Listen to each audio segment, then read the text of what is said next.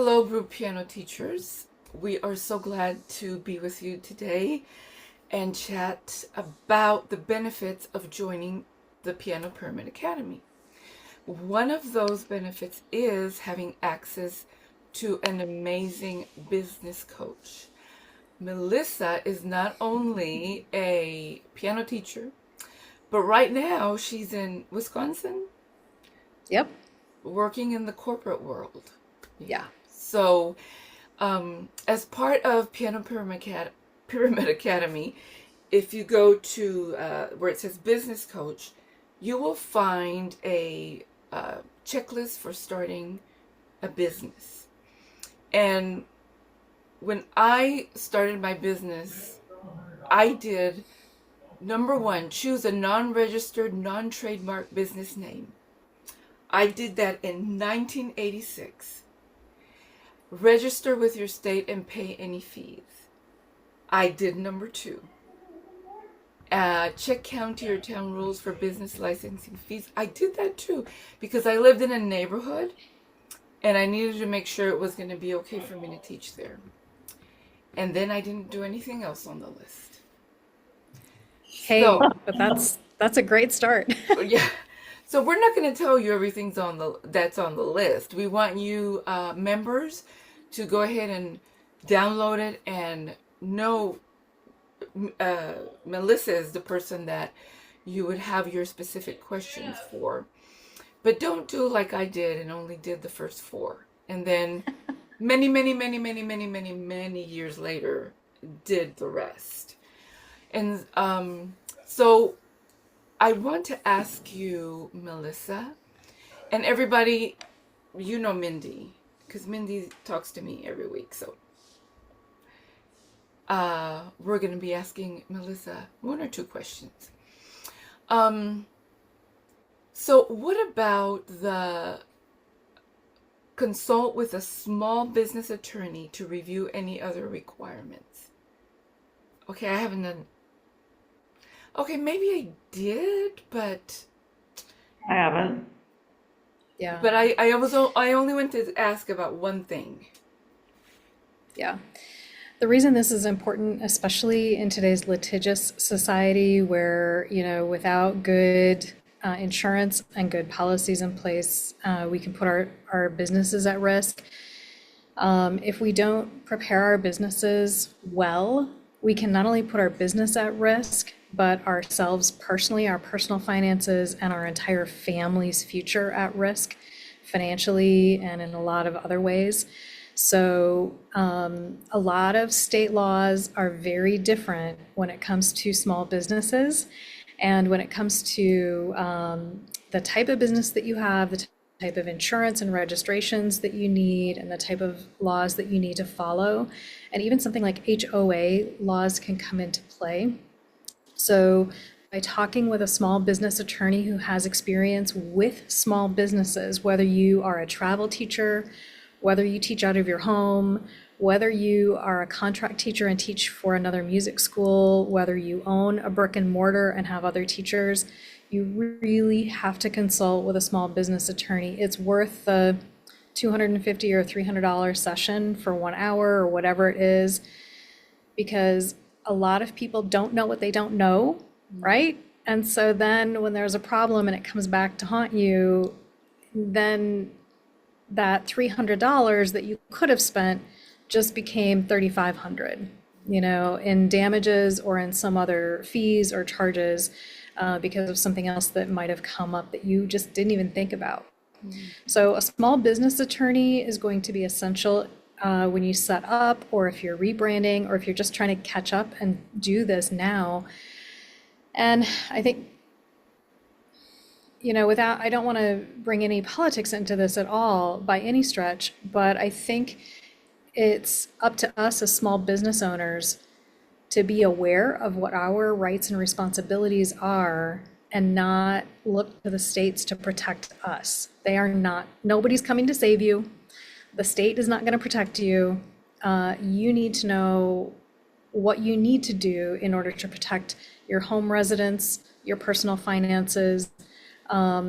We hear a lot of people who get doxxed online, meaning their addresses get revealed and people show up at their homes unwanted, or send harassment mail. And so there are ways to protect yourself and your business from that. And a small business attorney will let you know what steps you can take, not just to protect your business, but to protect yourself personally, financially, and to protect your family members as well. You know, none of us would ever assume that if we were traveling to someone's home and teaching a lesson, that we would ever have that parent come back and try to sue us or try to defame our good name in the community or try to vandalize our home. But stranger things have happened. And I've heard some pretty ugly things happening in the last couple of years, actually, and mostly in the last year. So I would rather people spend, you know, again, think of it as an investment in protecting your future. And I say that because we all have a level of risk tolerance. And I'm pretty high. Like, I have a really high tolerance for risk and chaos. And yet I went and got a small business attorney and a CPA to make sure I was protected. So you all have to decide what your level of risk tolerance is.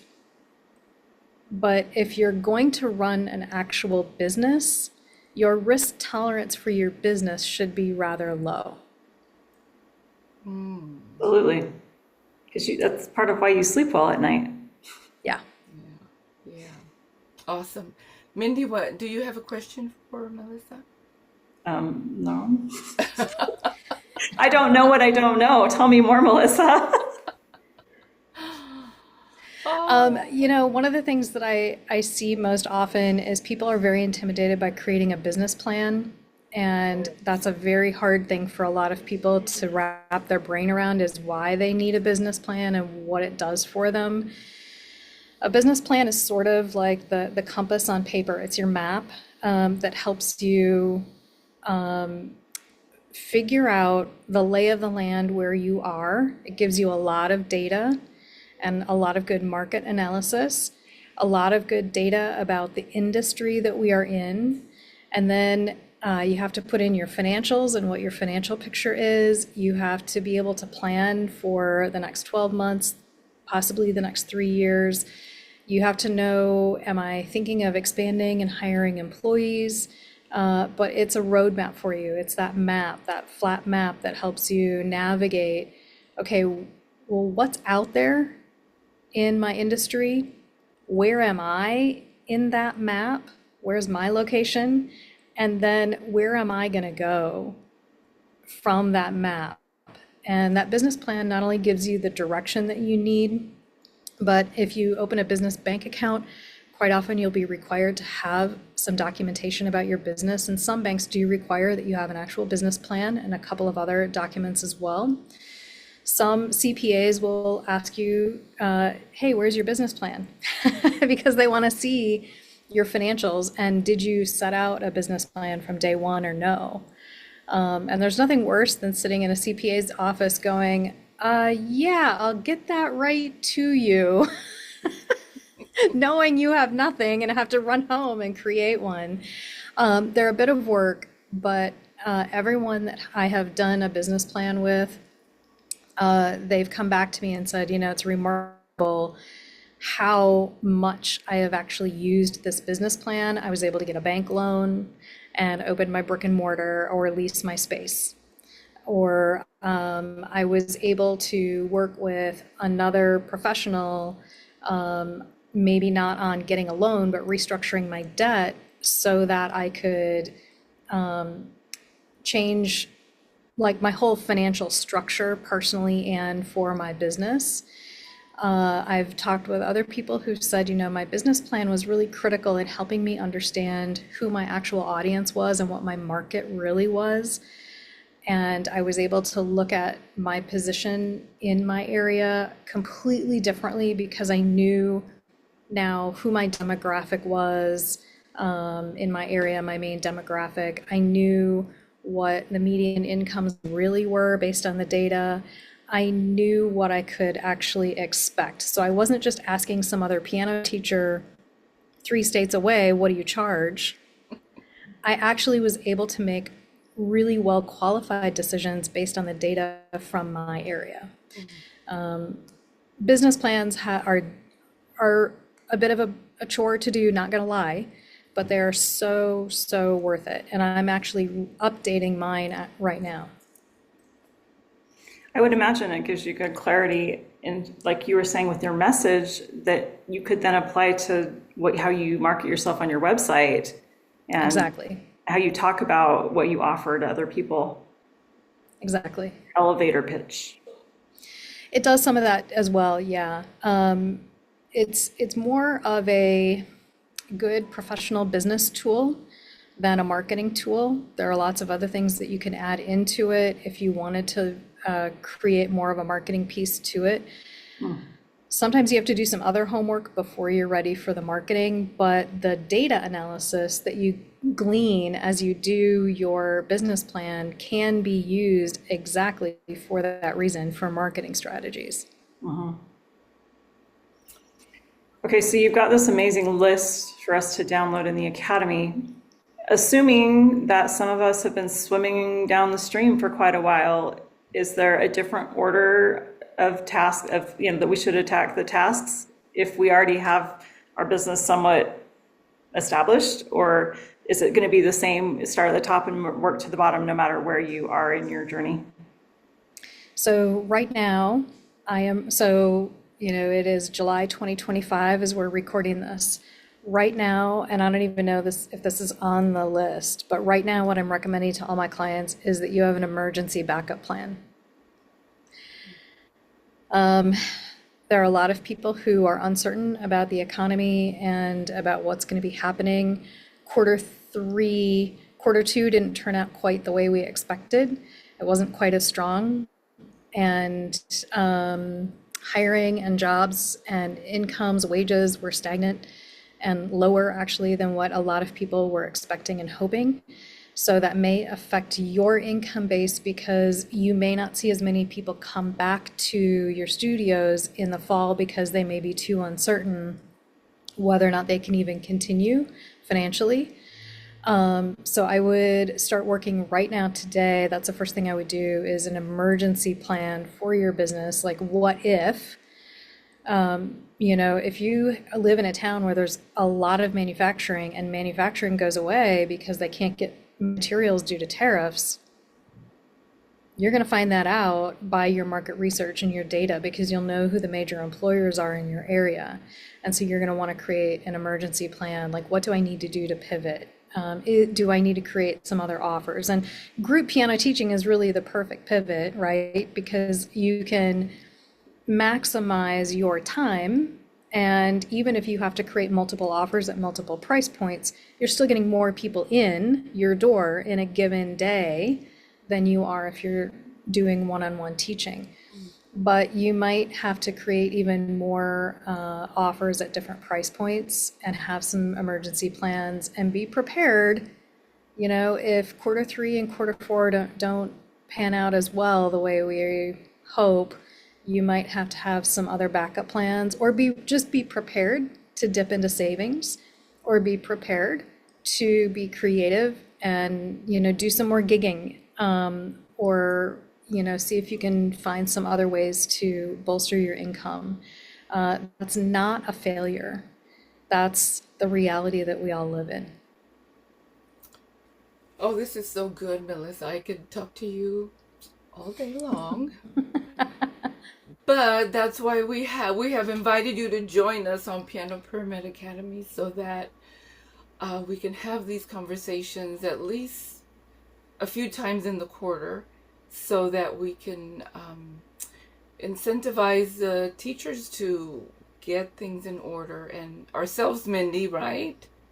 To get ourselves in order, yes. So is there anything else you wanted to say before we say goodbye?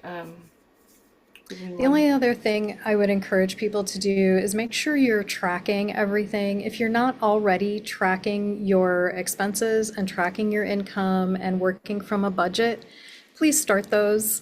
because those of us who, I know it's daunting for some people, but those of us who work from profit and loss statements monthly and have a monthly budget, we have a lot of freedom because we know where our money is and we know where our money isn't. We know what we can spend and we know what we can't.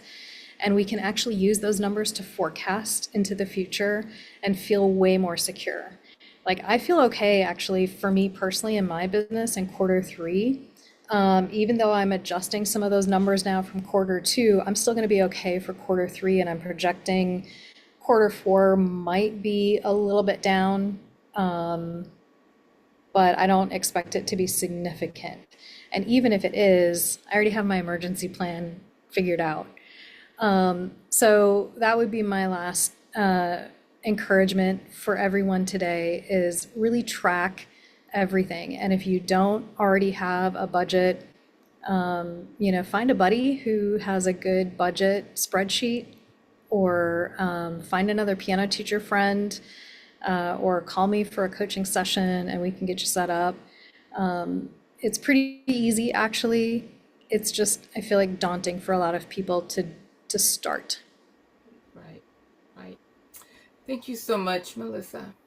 We Absolutely, my pleasure. Yeah, your advice is spot on. We love it. Thank you. All righty. Goodbye, everyone, and we hope to see you next time in the Facebook group. Bye-bye. If you are currently a member of the Piano Pyramid Academy, please go visit the business coaching section, download Melissa's free printable, figure out what your budget is so you can call her and have her help you with the other stuff. Right. Yes, yes. All righty. Bye-bye. Bye.